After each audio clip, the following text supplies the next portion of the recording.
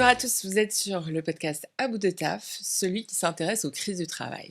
Et aujourd'hui, nous allons poser une question. Est-ce que le travail est une immense pièce de théâtre? Est-ce que finalement, ce réel que nous vivons n'est qu'une série de signes à reproduire, de lexiques à connaître par cœur, voire de comportements à mimer à la René Girard? Mais aujourd'hui, pour en parler, nous allons accueillir Clovis, dit le télétravailleur, qui a sorti ce magnifique bouquin satirique et surtout drôle. Merci Clovis d'avoir accepté l'invitation. Merci Boutaïna, je suis ravi d'être là. Alors comment ça se passe que on arrive à passer d'un coup d'un univers de costard-cravate avec la bonne mallette? Alors t'es plutôt mallette ou sac à dos? Moi, j'étais plutôt venez comme vous êtes, c'est-à-dire j'avais pas trop de sac. J'avais mon ordinateur qui était au bureau. Je venais avec mon sac de sport comme tout le monde. Avec les salles de sport sur place? Il y avait une salle de sport sur place, il y avait la possibilité d'avoir un abonnement à une salle de sport tierce. Enfin, le bien-être au travail était vraiment une priorité pour le groupe. On commence fort, voilà. Donc, le guide du survie en entreprise. Il est là, Voilà. il est Et là. pourquoi faut-il survivre déjà? Bonne question. Pourquoi faut-il survivre? Parce que j'imagine que vivre est trop délicat comme exercice. Et c'est vraiment, enfin en tout cas moi c'est une perspective personnelle. Hein, c'est un ressenti personnel. J'ai vraiment eu l'impression de survivre, de me maintenir voilà, la tête hors de l'eau, essayer de lutter soit contre l'ennui, soit contre la fatigue. Donc il y avait vraiment cette notion ouais, d'effort un peu démesuré. Ou de sous-emploi aussi, parce que l'ennui, c'est un peu ça le problème. On n'est pas assez occupé et ça nous pèse. Donc le vide est pesant, c'est un peu paradoxal, mais c'est vraiment le sentiment que j'ai eu. Donc vraiment, ouais, la survie, c'est un mot que je trouvais adapté. En tout cas, pour faire résonner l'histoire de ce personnage du télétravailleur dans ce livre qu'on a intitulé sobrement, bien cordialement, Dans ta gueule. On voit bien que c'est une forme de catharsis de ce théâtre, Ouais.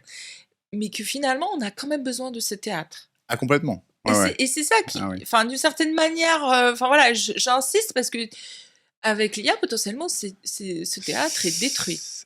Alors, moi, j'ai pas forcément je Mm. partage pas forcément cet avis. Je pense que l'IA va cohabiter avec le décor qu'on a toujours connu. Alors bon, avant c'était je sais pas si tu te rappelles des grosses boîtes en métal avec les différents tiroirs qui font un bruit pas possible juste pour aller chercher un post-it, caissons, les petites Les parapheurs. les parapheurs, les marguerites. Donc voilà, on change un peu les outils, on modernise un petit peu les fournitures. Mais sinon, je pense que la manière de réfléchir à comment créer de la valeur, comment partir d'une idée pour arriver à un projet et finir à une réalisation.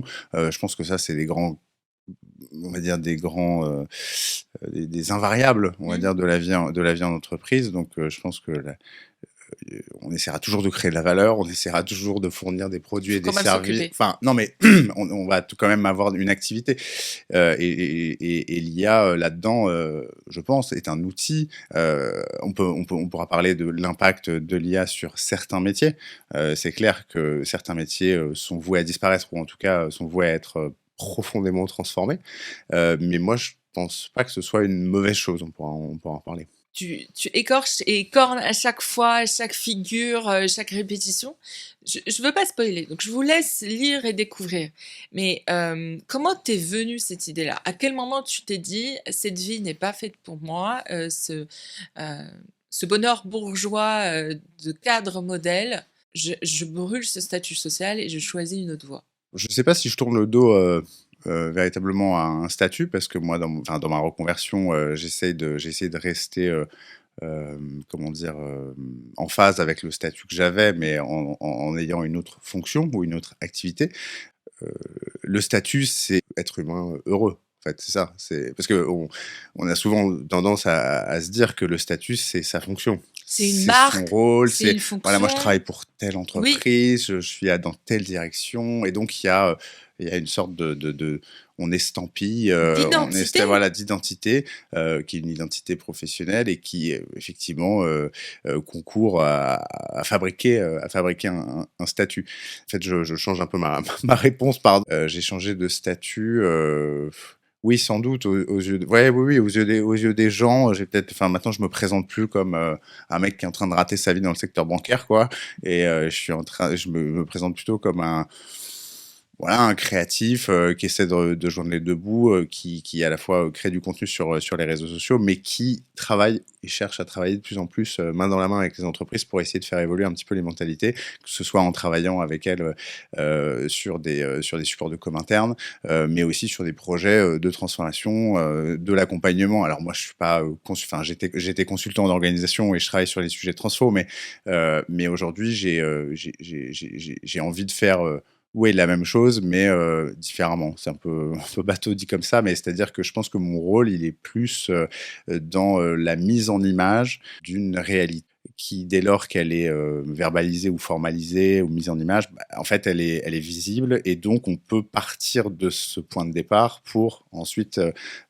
entamer des réformes, structurelles ou pas. Je pense que voilà, le mettre en image des problèmes, on appelle ça des irritants, c'est une bonne manière de désamorcer Bien sûr. certains sujets et d'essayer d'avancer vers un projet commun et vers ce dont on a vraiment envie.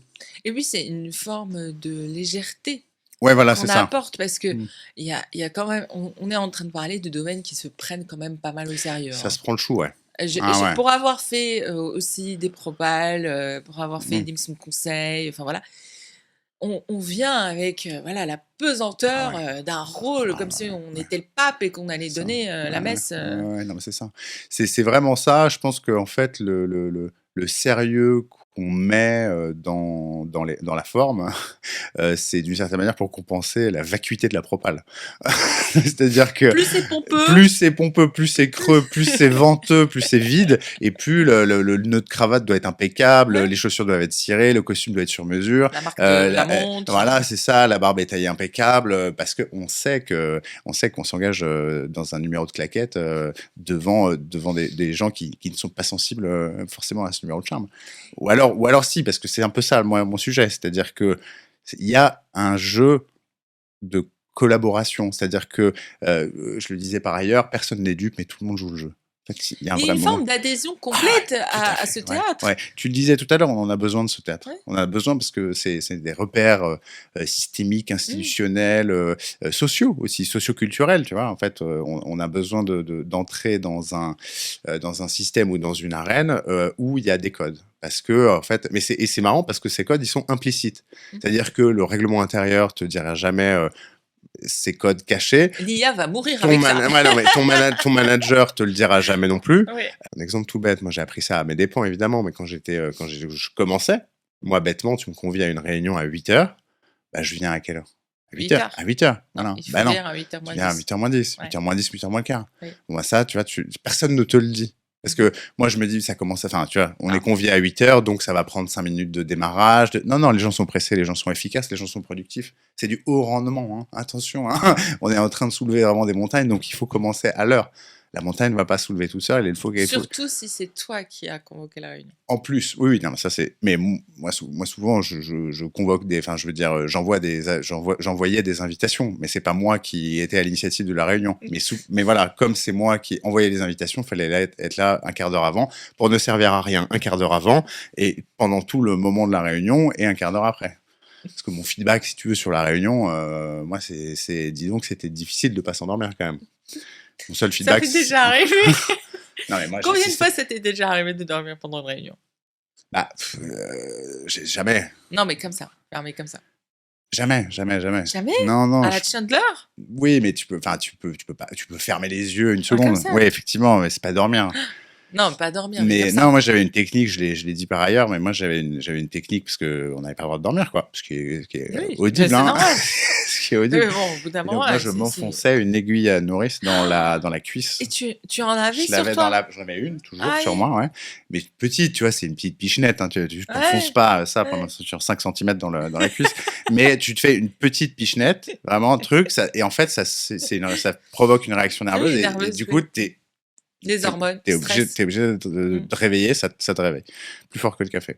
Mais c'est pas normal, ce que je veux dire. Oui, Tu vois oui, ce que non je veux dire? mais Ce n'est pas normal de d'en devoir arriver là. lutter contre le sommeil en s'enfonçant une épingle à nourrice dans la cuisse pour éviter de s'endormir. C'est pas Mais en fait, possible. c'est quand on a débriefé, sur, cet épisode, l'idée qui me trottait à la tête, c'est cette idée on est arrivé à convaincre des étudiants quand même relativement brillants, relativement, on va dire, les 30 supérieurs de Les classe, fameuses têtes bien faites, quoi. voilà, cultivés, qu'elles devaient être, volontaires à se soumettre à une forme de complexité pendant toutes leurs études et qu'une fois qu'elles arrivent à avoir leur sésame de diplôme, il fallait qu'elles se soumettent d'une certaine manière, voilà, qu'elles suivent le flow. Mmh. Et sauf que le flow en question, enfin, il n'a rien à voir avec toute l'excitation qu'on a eue pendant toutes nos études. La compétition, la concurrence, d'être les premiers, d'être les mieux diplômés, le cycle d'entretien. Là, aujourd'hui, on passe, je sais pas, 6 7 entretiens pour avoir un job, pour au final, enchaîner des réunions. Enfin, ça paraît, l'enjeu n'est pas du tout le même. Alors, bien sûr, j'écarte, je sais pas, les médecins. Et d'ailleurs, j'avais cette phrase souvent: on sauve pas des vies, ici, on se calme. Mais il y a une gravité pour certaines personnes à se sentir important sur certains modèles culturels, alors qu'au final, il se passe rien. Il y a eu au moment de la financiarisation de l'économie, qu'on date au milieu des années 70, et puis ensuite à la tertiarisation de Mmh. l'économie, avec une, 90, oui, voilà, avec. non mais surtout avec des mouvements de Oui, population et des proportions qui aujourd'hui le secteur tertiaire, c'est je crois de mémoire 74, oui. 75% de la population active. Donc c'est des gens qui travaillent dans un bureau, quoi, pour faire simple, que ce soit des employés de bureau, des cadres, peu importe, mais en tout cas, c'est des gens qui se brûlent les yeux à la lumière bleue 8 heures par jour, 5 jours par semaine et 220 jours par an sur des fonctions qui sont un peu cycliques, un peu saisonnières. Enfin, t'as Mmh. une saisonnalité un peu de Une l'activité, de temporalité, la oui. prod, tu vois. Enfin, je veux dire, t'as des périodes où tu es plus ou moins occupé.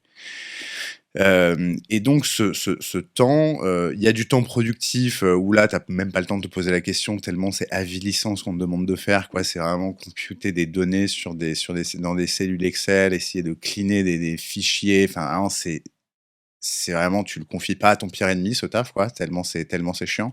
Et c'est ça qu'on te demande de faire quand même beaucoup parce qu'avant, de parler d'automatisation, parce que c'est la grande mode, souvent tu mets en place un projet d'automatisation et on a ce qu'on appelle un parallel run, qui est manuel, et moi c'était en partie mon métier. C'est-à-dire que pendant qu'il y a des ingénieurs qui sont en train de se D'imaginer l'architecture. voilà.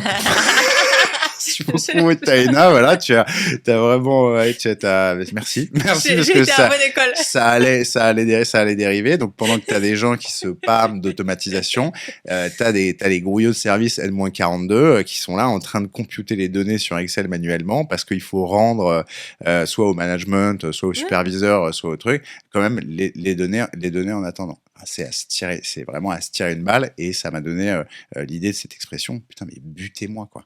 T'es devant ton ordi, mais c'est butez-moi, mais tout, dès le matin, dès 8 heures du mat, c'est vraiment tirez-moi une balle dans la tête. À côté de ces tâches qui sont quand même un peu pauvres, il y a quand même cet instinct très humain de vouloir occuper l'espace. Voilà. Et donc on occupe l'espace quand il est vide, bah, avec des mots, avec des idées qui valent ce qu'elles valent, mais bon, tu vois. Et donc on occupe l'espace par le langage, on occupe l'espace aussi par le corps. Mmh. La veste sur la chaise, le mug noirci de café toujours à demi rempli, l'ordi en dessous du bras, la démarche un Rapide, petit peu rapide, avec non non, excuse-moi, j'ai pas le temps, je suis en call, ou avec les je rentre en écouteurs. call, oui, tu sais le fameux oui, Oh mon Dieu. je te dérange. Excuse-moi, je te dérange. Excuse-moi, Stéphanie. Est-ce que tu as la... Enfin, tu vois, donc il y a tout un théâtre en Ouais. fait. C'est toute une pièce de théâtre. Alors c'est la même tous les jours. Voilà. C'est le problème, c'est ça. C'est que c'est la même tous les jours. C'est les mêmes acteurs, c'est la même intrigue. C'est-à-dire qu'il y Avec en le même encore. avec le même encore. Et il se passe toujours pas grand-chose en fait. Les journées se passent, se ressemblent. Et en vrai de vrai, il se passe pas grand-chose. Les projets, enfin, moi j'avais vraiment cette impression de cycle. Moi j'ai travaillé Oui, 10 non, ans mais c'est pendant le vrai. secteur, dans le C'est secteur très bancaire. juste. Il y a vraiment cette notion de cycle, de... Avec les quarterly Ouais, c'est reporting, ça, bien sûr, avec oui, oui. les publications Trimestriel, trimestrielles des voilà, marchés, avec exactement. les montées et descentes en bourse, avec Le- les annonces, avec les annonces de transformation, avec le plan stratégique à 5 ans avec un nom pourri.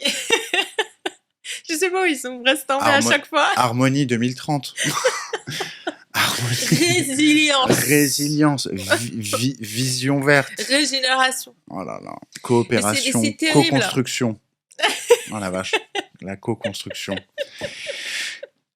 Les synergies. Voilà. On sent un trauma. Non, je vais te dire, c'est pas un trauma, c'est un ras-le-bol. C'est un truc Oui. de ça m'a tellement saoulé. Et en fait, et sur le moment, tu peux pas vraiment le dire. Mm. T'en parles comme ça, à demi-mot, à la pause clope, Oui. machin, mais tu te dis, oh là, quand même, quelle vie on mène, quoi. Le nom de Ralala. Ouais, de ralala, tu vois, vraiment, Ralala. la journée, c'est ralala, putain. Franchement, ça peut synthétiser un certain nombre de, moi, de mes contributions, en tout cas en réunion. Ralala, putain. Il peut pas se taire, tu sais, il pose la Là, maintenant, question, on peut quelqu'un a des couper le questions, micro. hein, oui, Là, on peut couper le micro. oui, oui, c'est précieux, ouais. Moi, ça m'a sauvé. Mais bon, qu'est-ce que tu fais en présentiel? Parce que c'est ça, moi, la communication non verbale en réunion en présentiel. Moi, je suis mort, hein. Il y a d'un côté, d'un côté une hyper spécialisation qui fait que, bah, en fait,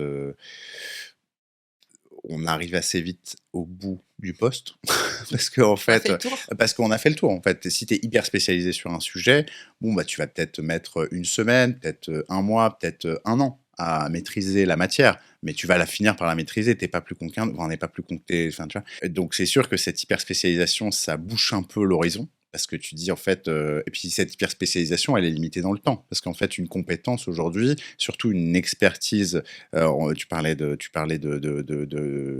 fonctions réglementées. En fait, tu développes des expertises, par exemple, sur des textes juridiques ultra pointus, qui soit sont amenés à évoluer. Dans ce cas-là, bon, t'as pas perdu toute ton expertise en un claquement d'arrêté ou de décret, mais bon, tu dois te former en permanence. Tu vois, en fait, la matière avec laquelle tu travailles, elle est évolutive. Donc ça, à la limite, c'est intéressant. Mais c'est intéressant à la marge parce que quand tu vois des arrêtés modificatifs, des décrets modificatifs de textes hyper obscurs, machin, où en fait tu dois aller trouver à la loupe la différence entre l'alinéa, tu vois, de l'article 3 JB, ah bah ouais, mais ils l'ont splitté en deux et c'est ça la différence majeure entre le texte de 2014 et le texte de 2017. T'es là en mode, ok. Et pourquoi? Parce que le régulateur voulait apporter plus de lisibilité aux assujettis. Ah bah oui, ok. Ah, mais super. Merci beaucoup. Franchement, on est vraiment content. On est vraiment content que nos impôts ils aillent dans un effort de lisibilité de la réglementation applicable à l'octroi de sacs poubelles du niveau -3 du service compta et de la... Enfin, tu vois, on est quand même sur des trucs ultra... Caricaturaux. et ça, t'as même pas besoin de faire des vannes. Ouais. En fait, c'est ça. On me dit, ah là là, tu dois te prendre un peu la... Non, à écrire des vannes. Non, parce qu'en fait, il y a... Ouais, évidemment, parfois, je me creuse la tête. Mais il y a une telle absurdité ambiante, elle est tellement systémique, elle est tellement ancrée dans nos procédures, dans les procédures, dans les Oui, dans modes la culture. opératoires, dans Oui. la culture, mais dans la culture, enfin, je veux dire, dans le travail, Oui. c'est-à-dire que c'est l'activité. formalisé, Oui, c'est oui. dans des documents. C'est, tu vois, il y a des modes opératoires de 47 pages pour te dire comment il faut déclarer tes congés. Enfin, des trucs, tu les connais, les PowerPoint. Ah, nous avons changé de badgeuse. Et là, tu as le PowerPoint de 17 pages, on t'apprend à badger. Ah bah merci, franchement, on est content. Alors vraiment, je savais pas. Donc avant, c'était comme ça, et maintenant, c'est comme ça. D'accord, ok, c'est super. 17 pages pour nous parler de Ouais. ça, c'est excellent. C'est un peu ridicule, Mais mais pardon, pour c'est répondre... avilissant aussi pour nous, en C'est fait. très avilissant, mais pour reprendre un peu ta remarque que je trouvais intéressante, cette idée on nous demande d'être hyper spécialisé, on nous a demandé en tout cas ça pendant un certain temps. Il y avait on le voyait dans le conseil, Oui. on recrutait soit au profil, soit à la mission. On a beaucoup recruté à la mission, mais les missions de conseil en orga et en prod, c'est quand même très très niche. Hein. C'est très très niche. Alors moi, je suis spécialisé dans le remplissage des états CA1 et CA2 du fin rep. Et que tu sais faire quoi d'autre? Je sais compter jusqu'à 10. Mais sinon, c'est tout. Tu vois? Donc, et tu as fait ça pendant 3 ans de ta vie, tu as rempli les états CA1, CA2. Tu as fait que ça. Tu t'es incollable sur le haircut de tel et tel actif, machin, c'est 20%, c'est 17%, c'est truc. Mais sinon, le reste, tu l'as oublié. T'as oublié, parce que la matière avec laquelle tu bosses est tellement chiante que t'as oublié tout le reste. Tu lis plus de livres, tu t'intéresses plus à ce qui se fait au cinéma, tu t'intéresses plus à rien, tu scrolles toute la journée, parce qu'en fait, il y a ça aussi, c'est comment la vie professionnelle, l'hyperspécialisation et le fait de se boucher l'horizon à force de poursuivre une carrière qui... On nous a dit que c'était bien, on nous a dit de faire comme ça, mais finalement, ça nous a mené à bout de taf. Hey. Hey. En fait, oui, ça nous bouche l'horizon aussi dans notre vie personnelle. Oui, c'est une fatigue cognitive, un désengagement même dans la famille. Enfin, voilà. Comment ça va? Ça va. Ouais. Mais ça même va pas. On répond pas. Mais c'est quelque chose qui m'a toujours scotché quand je suis arrivée en France. C'est le côté, quand on pose la question comment ça va, les personnes ne répondent pas. Elles disent et toi? Ouais, bah oui. J'ai jamais compris. Mais il faut répondre. Bah oui, non. On veut pas s'intéresser. Bah, on veut pas s'intéresser même à soi. On veut pas raconter. J'avoue, je suis encore en réflexion là-dessus. Tu vois, moi, il y a une expression par mail qui me saoule, alors qu'en vrai, c'est pas méchant. C'est bonjour, j'espère que tu vas bien. Moi, c'est pas méchant, tu vois. Bonjour, j'espère que tu vas bien. Ça fait une transition. Non, mais tu vois, petite transition entre le bonjour et ce que je vais te demander. Oui, tu vois, voilà. c'est tata. Et ça dérange personne. En vrai de vrai, ça dérange personne. Non, moi, ça me dérange à chaque fois quand je l'écris, mais je l'écris quand même parce que je me dis quand même, je vais pas rentrer frontalement. Encore une fois, on est dans une collaboration. On collabore. Enfin, on est complice. On est complice du système. Tu vois. Et c'est pour ça, bien cordialement, dans ta gueule, parce que en fait, non, je suis en train de t'insulter en 3 bullet points. Je suis en train de te dire que t'as pas fait ton taf, qu'il faut me rendre ça pour telle date, et que si tu pouvais le faire avec le sourire, tu vois, ça mangerait pas de pain. Bien cordialement, dans ta gueule, limite, dis-moi ça, tu vois. Donc en fait, je trouve qu'il y a un décalage entre les formulations hyper polissées, les ronds de jambes et les claquettes, enfin tu vois, les ramage plumage. Voilà, c'est ça, et le fond de ce qu'on se raconte au quotidien. Et le fait qu'il y ait une espèce de cohabitation entre 2 mondes complètement parallèles, c'est-à-dire un monde complètement hypocrite de « j'espère que tu vas bien, je reste à ton entière disposition pour toute demande d'information complémentaire, sauf erreur de ma part, je n'ai toujours pas reçu l'invitation, pourtant âprement discuté en comité ce matin ». Choisis ton combat en fait, hein, insulte-moi. Limite, moi je préférerais un truc, tu vois, vraiment frontal. Oui. Bonjour, où est le doc? Et d'ailleurs, il y a beaucoup de gens qui ont mal supporté Teams, les chats. Le chat, c'est formidable. Le chat, c'est formidable. J'avais l'impression de retourner sur MSN, quoi. C'est avec les whiz, avec les trucs. Enfin, c'est vraiment, il y a une ambiance MSN professionnelle avec Teams. Et ce chat, connu Yammer, hein. Je sais pas si t'as pas connu. J'ai pas la ref. Non, mais Yammer, c'était le RSE, donc le réseau social d'entreprise, de la suite Office 365, qui a remplacé l'intranet un peu. Ils ont fait à la fois des flux, des canaux, des trucs. Ça n'a jamais marché. Et un truc de chat, ça n'a pas marché. Non. Alors, non, l'intranet a eu des très belles heures. Attention, des très belles années. Oui, mais c'était formidable. C'était là que ça se passait. Hein. Tout le monde voulait son petite interview dans le magazine interne. On voulait sa petite photo en front page. Olivier a mené un projet transverse avec les équipes locales de la filiale Allemagne, Brésil, Sri Lanka. Et on voit toutes ces photos avec les collègues. Avec tous les collègues et tout. T'es là en mode... Est-ce que j'en aurais pas absolument rien à carrer de tes réussites professionnelles? Ah bah si. Ah désolé, en fait. Je croyais que... Et l'intranet, c'est vraiment le... C'est le summum du théâtre.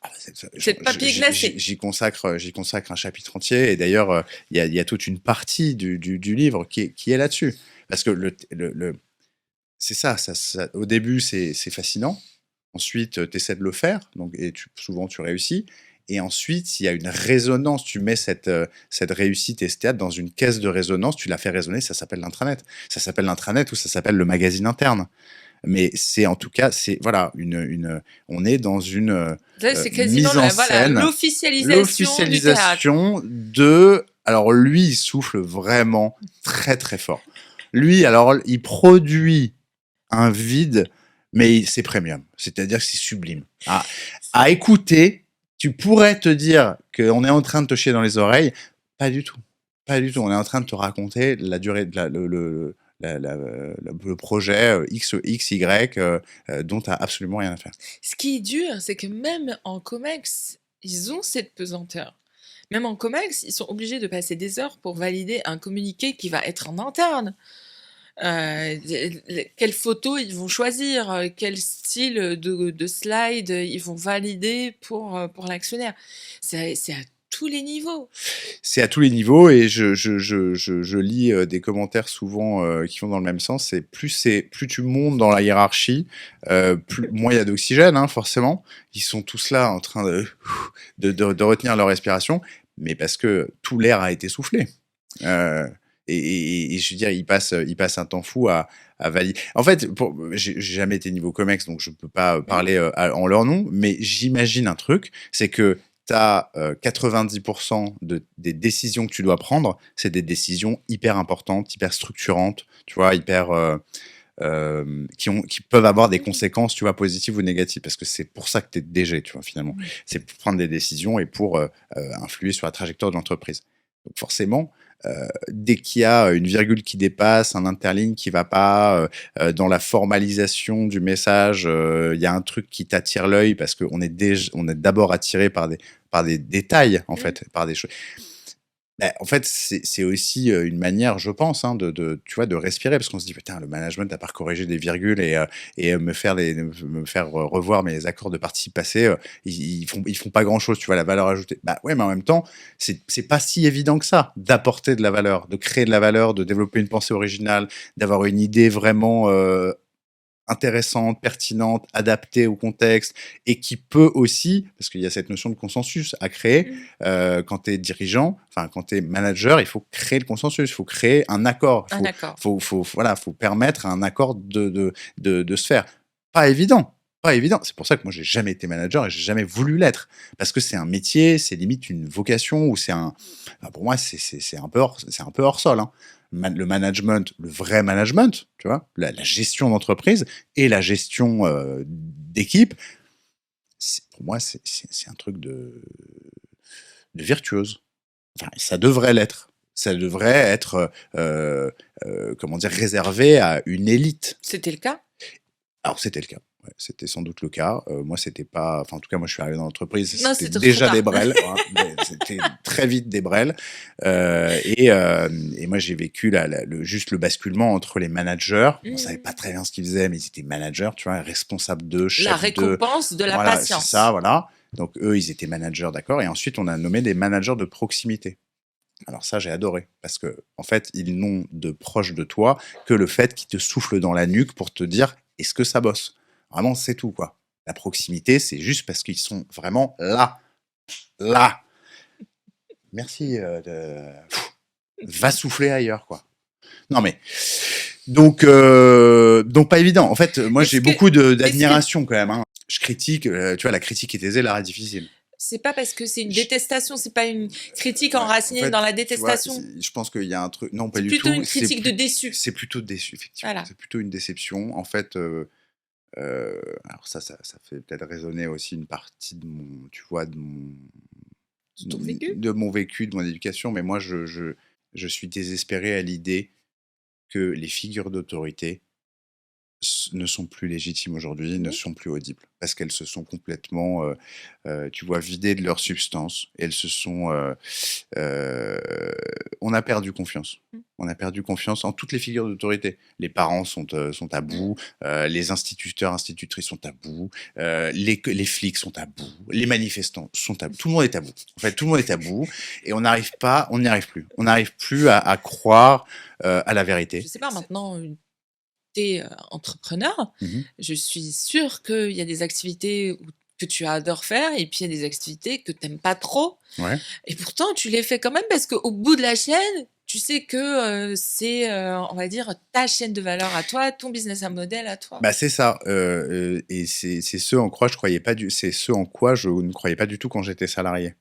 C'est-à-dire que j'étais dépossédé de De ta la puissance. valeur que je pouvais plus ou moins apporter. Mmh. Déjà, j'avais du mal à l'identifier, ma valeur, parce que en fait, elle est conditionnée au bon vouloir de ton manager. Parce que Mmh. c'est lui qui souffle, Du regard. bah, du regard et de la validation, de la Mmh. reconnaissance. C'est ton manager qui dit c'est bien, c'est pas bien, c'est ce qu'il faut, c'est pas ce qu'il faut, il faut plus, il faut moins, truc.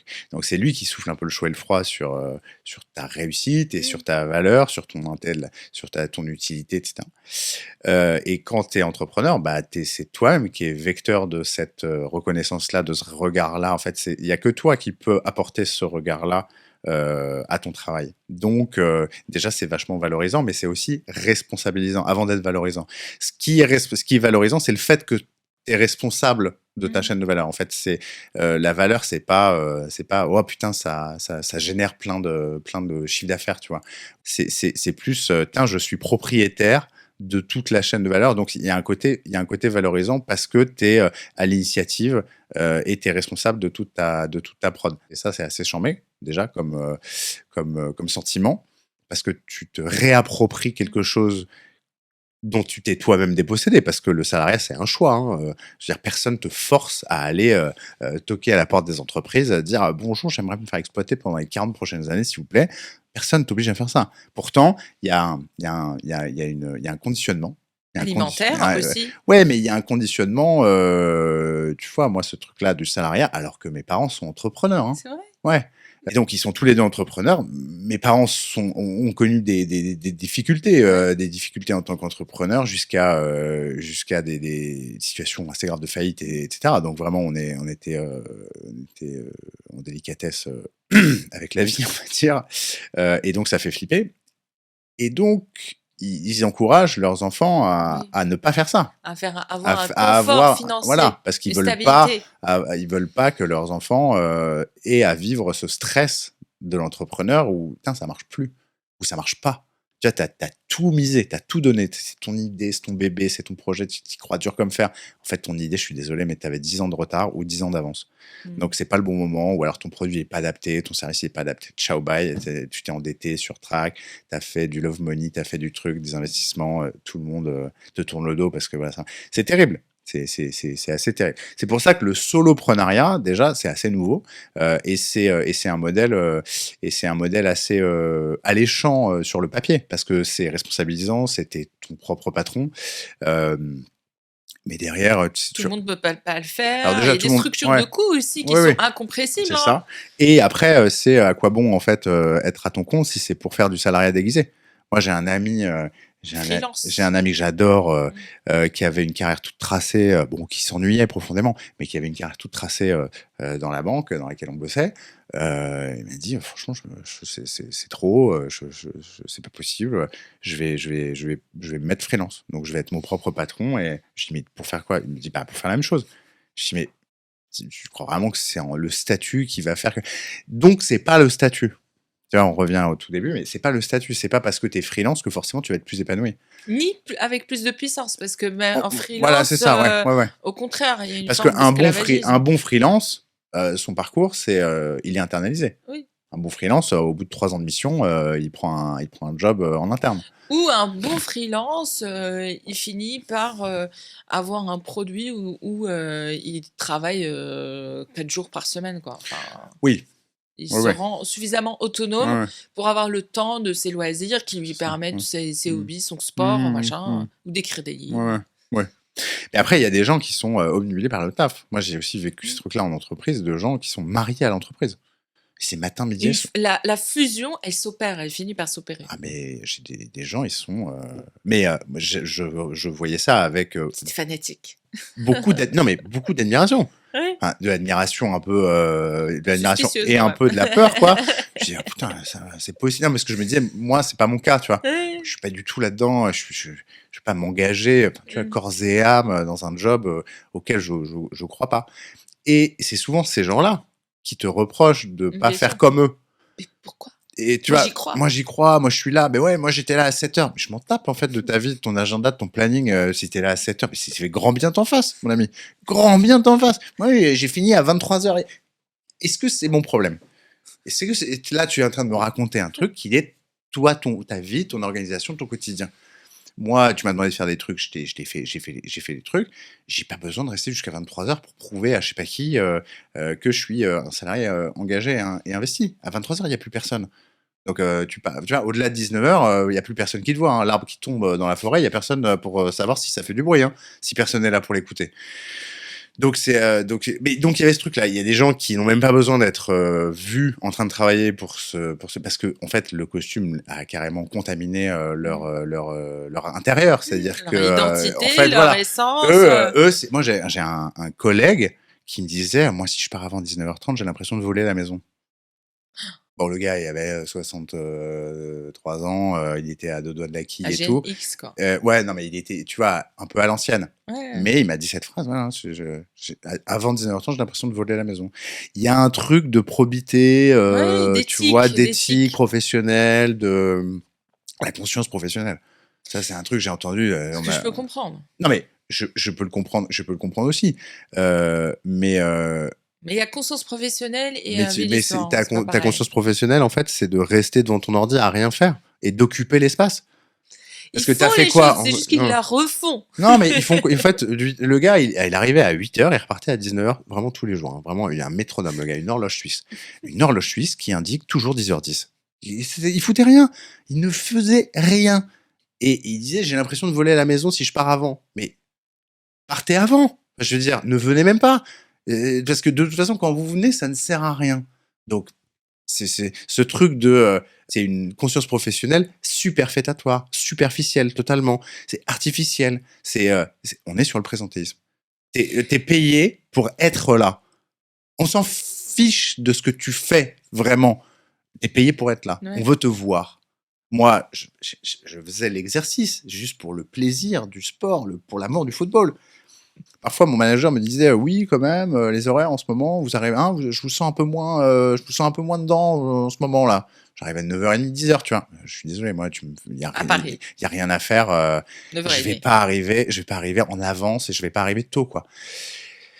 Et je me prends une remarque, deux remarques, trois remarques. Bon, tu commences à faire un peu des changements. Et donc, pendant une semaine, 2 semaines, un mois, j'en sais rien, quoi. Je suis arrivé plus tôt que d'habitude. Ah, ça fait plaisir j'en ai pas foutu une rame de plus, hein. Vraiment, j'ai rien fait de plus. Limite, j'en ai moins fait. Ah là là, ça fait plaisir de vous voir un peu là, investi comme ça. Puis là, vous avez retrouvé le sourire. Non, c'est vous qui avez retrouvé le sourire parce que je suis là plus tôt, quoi. Et vous sentez moins seul dans l'open space parce que je suis là. Mais je ne produis rien de plus qu'avant. Mais c'est même le danger des entreprises françaises parce que on n'a pas de croissance et elle est à 0, les gars. Elle est à 0. Mais le pire de tout ça, c'est que si les dirigeants sont au courant de ce qui se passe, parce que je sais pas Mais dans ils quel sont au monde ils sont au courant. Mais courant. tout le monde est au courant. C'est ça le truc. Mais Personne n'est dupe. Mais personne n'est dupe. Et le problème, c'est que Il y a pas de solution. si tu veux renverser la table, personne ne veut renverser la table, hein. Parce que la question, c'est, je vous le dis, la question, c'est pas de faire du PSE ni d'user les gens. C'est juste que la réalité, c'est que dans certains métiers, dans certaines entreprises, comme elles sont rentières, c'est surtout ça le sujet, elles arrivent à gagner de l'argent d'une certaine manière par domination du marché, donc il n'y a pas grand-chose à faire. On vérifie que la lumière, elle est là, que les clients sont encore là. Il n'y a même plus d'agence. On ne voit même Ouais. plus nos clients. Donc, on est à un niveau de retrait de certains business models qu'en fait, voilà, on vérifie que les bureaux sont propres et qu'on peut s'asseoir dans la maison de poupée. Donc, le sujet, c'est pas de dire qu'il faut restructurer. Le sujet, c'est de dire à quoi servent certains business models qui finalement, oui, ils sont producteurs d'emplois, mais pas producteurs de valeur. Ce qui n'est pas Ah oui, pareil. c'est clair. Ouais. Être employé à rien faire, ça fait Ça que- crée du compte- malheur ça- aussi. Ça compte dans la population active, hein. Oui. Je veux dire, Et ça euh, crée du malheur, le bore-out. Est-ce c'est- que toi, tu considères que tu as vécu un bore-out? clairement, bien sûr. Ouais. Moi, j'ai vécu un burn-out et un bore-out pas en même temps, évidemment. Mais J'espère. non, mais d'abord, épuisement, j'étais épuisé parce que quand j'ai commencé à bosser, je bossais, je faisais que ça. Parce qu'effectivement, j'avais que ça. Je commençais dans la vie professionnelle, j'y croyais, enfin, j'étais plein d'illusions. Et puis, il y avait une méthode. La méthode, c'était arrive tôt, pars tard, travaille beaucoup, sois visible, fais savoir que tu travailles, fais savoir que tu es là, fais savoir que tu es disponible. Et j'ai fait ça pendant je sais pas, 6 7 ans, hein. Et j'étais bon, j'étais promu, baladé à droite à gauche, un bon positionnement, truc. J'avais une raison de mettre un costume et une cravate, quoi. Parce que pour moi, je mettais un costume et une cravate parce que tu vois, je me prenais pour costume cravate, quoi. Je me prenais pour mon costume. Dis donc, voilà. J'y croyais et ouais, à un moment, tu sors de ce surmenage, tu pars en vacances et tu sors la tête de l'eau et tu te dis waouh, il s'est passé 7 ans là, en un claquement de doigts, hein. Vraiment, j'ai pas eu le temps de me retourner ou de, tu vois. Je me suis dit putain, il s'est passé 7 ans, je sais pas ce que j'ai fait de ma vie. Je sais pas ce que j'ai construit, qu'est-ce que j'ai construit, qu'est-ce que j'ai appris, où est-ce que je vais, tu vois. Ça va durer encore 30 ans comme ça là. Non, c'est pas possible. Enfin, je veux dire, c'est vraiment pas possible. Et vraiment au même moment, simultanément, on m'a proposé un autre poste.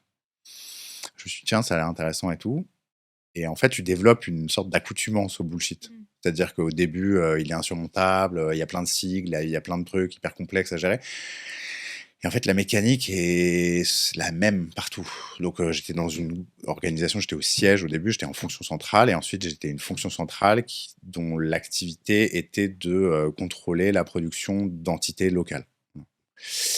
Pour la faire simple, voilà, donc tu mets des mots, tu as vu, je te les présentais, tu dis: «Oh là là», enfin tu vois, pour le kidam, tu peux te dire: «Oh là, ça a l'air compliqué». En fait, c'est hyper simple, hein. Vraiment hyper simple, hein. Tu sais, tu définis une batterie d'indicateurs, que, les entités produisent, tu les réceptionnes, tu dis, voilà, le tableau est complet ou s'il manque un chiffre: «Alors, il est où le chiffre?» «Ah oui, bah, écoutez, je vais voir avec le juridique, parce qu'ils sont encore en train de computer, on va assainir la base de données, puis on vous revient sous 8 On s'embête, franchement. Tu gères rien du tout. Tu gères rien du tout. Tu es une boîte mail améliorée. Voilà, tu distribues les bons points, les mauvais points. Tu fais remonter dans ton tableau de suivi les gens qui n'ont pas encore envoyé leur contribution au projet, au reporting trimestriel.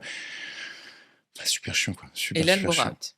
Et là, bore-out. Ah, bore-out, parce que, en fait, au bout de 2 semaines, tu as fait le tour du poste. Et le programme, c'était de faire ça pendant 3 ans. Bon, au bout de 6 mois, j'ai dit à mon boss, bon, désolé, vous avez pas autre chose? Il m'a dit, bah non. Et c'est là où je me suis rendu compte que le problème, c'était pas l'entreprise, mon manager ou truc. C'est qu'en fait, il y a une temporalité dans l'entreprise qui n'est pas notre temporalité. Je sais pas Oui. comment tu mais moi, je suis assez impatient. C'est-à-dire que moi, j'ai envie que ça se fasse, tu vois? Les choses, j'ai envie que ça se fasse et que ça se fasse vite et puis voilà, sinon j'ai le temps d'oublier, j'ai le temps de trucs, j'aime bien, ce côté un peu Mmh. doueur, tu vois? Mmh. Et c'est vrai qu'en banque, l'inertie, bancaire fait que, bon, bah, il y a pas trop cette mentalité de doueur. Il y a cette mentalité de let's, réfléchir, about, doing nothing, tu vois? Hem et donc ouais, bore-out terrible, ennui et donc ennui, donc temps disponible, enfin temps de cerveau disponible parce qu'en fait on s'ennuie Mais le cerveau mais est du là coup le cerveau est là, et ça turbine. et ça turbine et moi j'ai trouvé le bore-out plus compliqué à gérer que Mmh. le burn-out parce qu'en fait dans le burn-out, tu as ce truc de, Tu tu occupé. dépassé par ton activité et ça s'arrête jamais, tu finis jamais ta to-do et il y a un côté, tu es immergé, enfin tu submergé par ton travail. Bon, donc il y a un côté épuisant et puis il y a un côté déprimant parce que en fait, tu plus envie d'y aller. Tu te dis: «Non, c'est trop» et voilà, il y a un Mmh. truc de la montagne, Mmh. enfin, je veux dire, la neige tombe et en fait, la montagne grossit et t'as toujours, enfin, Et les tu gens pas fini ta to-do, comprennent quoi. ça, alors que le bore-out, les gens ne comprennent pas forcément. Oui, les gens comprennent plus le burn-out, je pense, ouais. Ouais, ouais. Enfin, c'est plus facile à expliquer. Ouais. Le bore-out, et les effets que ça a sur ton cerveau et sur ton quotidien, bah, c'est terrible parce qu'il y a un truc d'estime de soi. Il y a un Mmh. truc d'image, de l'image que tu te renvoies de toi-même. En fait, tu ne fais rien comme moi j'ai passé quand même le plus clair de mon temps à me définir par ce que je faisais et me définis toujours par ce que je fais, moi. Je suis ce que je fais pour moi. Je fais donc je suis, quoi. Et comme je ne faisais plus rien, ou en tout cas, je prenais plus du tout de plaisir à faire ce que je faisais, j'apprenais plus, j'étais plus stimulé, plus challengé. Et puis, la relation, du coup, avec les uns et les autres dans l'entreprise, elle se détériore. Parce que, en fait, les gens te voient en train de t'ennuyer, ton manager te voit en train de t'ennuyer sans vraiment te proposer de solutions alternatives. Donc, l'image que tu as dans ton entreprise, auprès de tes collègues, etc., elle se détériore. L'impuissance Mais ne doit pas être voilà, vue. voilà, c'est ça. Et en fait, donc tu fais ennuie-toi, mais discrètement. Tu vois, ennuie-toi chez toi. Et moi, je disais, moi, c'était encore plus. Enfin, je disais, ouais, mais du coup, bah, je sais pas, mettez-moi en télétravail. Moi, je suis chez moi, quoi. Il me dit, non, mais attendez, il y a des règles, c'est 2 jours, 3 jours sur Mmh. site. Je dis, mais attendez, venir sur site pour rien faire, vous m'expliquez un petit peu le truc, mais vous avez pas rien à faire. Je dis, non, mais en gros, je peux terminer ma semaine en 4 heures. Voilà, 4 heures, je vous la termine. Donc, je fais quoi le reste du temps? Prenez votre mal en patience. Ça, c'est ce qu'on m'a dit pendant longtemps. On vous tiendra au courant si une opportunité se débloque. Bon. Bah, moi, j'ai fait une demande de mobilité interne, hein, forcément, dans un autre service, dans une autre direction, un truc où je me suis dit, putain, ça va le faire. Manque de peau, en plein dans ma mobilité interne, j'avais commencé à faire des vidéos de télétravailleurs et les RH sont tombés dessus quand le compte est arrivé à peu près à 40 000 abonnés. Ils ont dit, bah, je suis désolé, mais en fait, on va pas pouvoir vous accompagner dans votre projet de mobilité interne. Et je dirais même plus, on va vous encourager à envisager un projet de mobilité externe et de réfléchir à la nature du véhicule la plus adaptée pour vous accompagner vers la sortie. Parce que bon, clairement, si votre sujet d'étude, ça avait été la cuisine ou le sport, on n'aurait rien dit. Là, vous documentez quand même votre quotidien et apparemment, ça se passe pas super bien. Donc bon, on va essayer de trouver une solution pour que vous puissiez être plus épanoui. Mais c'est vrai qu'en interne, on n'a rien à vous proposer. Donc on vous propose bah, du coup un chèque. Hein, c'est ce qu'on sait faire de mieux. Et puis au revoir. Et donc c'était super parce que Faut aussi se laisser partir. ouais. Et en fait, s'il m'avait pas Non, tu serais resté. encouragé, je serais resté. Tu serais resté. Parce que tant que t'es pas mis devant le fait accompli C'est et t'es ça. pas mis dos au mur, en fait, le système, il est assez bien fait pour que bah, tu restes. Hein. Parce que moi, le sujet, c'était tiens, ok, on peut pas te promouvoir, on peut pas te proposer une alternative, mais bon, on va te filer une promotion, enfin, tu vois, on va te filer une Oui. augmentation ou je sais pas, on verra dans 6 mois. C'était toujours 6 mois. Je sais pas pourquoi les délais, c'est 6 mois. Voilà. Je sais pas C'est ce les qui. comités. Ah ouais, alors, Les comités, 6 ils se mois. font On tous les verra, 6 on se mois. reparle dans 6 mois. On se reparle dans 6 mois. Yes, on se reparle dans 6 mois. Maintenant, on va pouvoir passer au questionnaire de Proust Allez, d'About Taf. Qu'est-ce qui te met à bout de taf? le fait de pas en avoir. Qu'est-ce qui pourrait être ton outil de travail ou ce qui te définit comme un outil de travail? Le vécu. Quelle est ton expression favorite? Je t'aime. Oh, c'est la première fois qu'on a dit ça sur un bout de taf. Bah C'est voilà. très bien. Merci beaucoup. Merci, cher auditeur. N'hésitez pas à ouvrir bien cordialement dans ta gueule de Clovis Henriot. Guide de survie en entreprise chez les éditions Alizio. Ça se lit bien, c'est drôle. N'hésitez pas même à l'offrir à votre manager si jamais il change de poste. Ça pourrait l'inspirer. Merci. N'oubliez pas de partager cet épisode et de le noter, de commenter. Merci et à bientôt. Merci Clovis. Merci, Boutaina.